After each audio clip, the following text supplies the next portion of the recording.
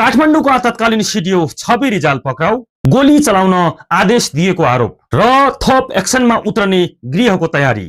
दर्शकवृन्द, काठमाडौँका तत्कालीन सिडिओ छविराज रिजाल पक्राउ परेका छन्। उनलाई मंगलबार बिहान काठमाडौँ उपत्यका अपराध अनुसन्धान कार्यालयको टोलीले पक्राउ गरेको हो।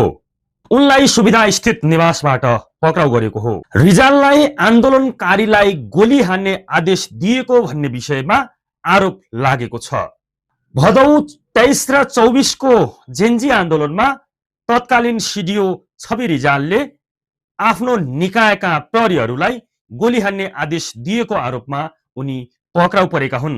त्यो सँगसँगै तत्कालीन सरकारका प्रधानमन्त्री, गृहमन्त्री लगायत उच्च पदस्थ वर्गका कसैलाई पनि नछोड्ने गृहमन्त्री सुदन गुरुङको दाबी रहेको छ र उहाँ यति बेला भने फुल एक्सनमा उत्रिनु भएको छ।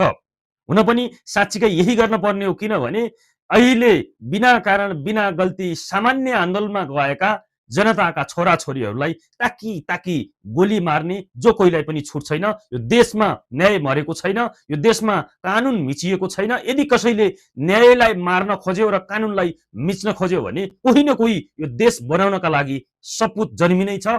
सुदन गुरुङले यो प्रमाणित गर्दैछन्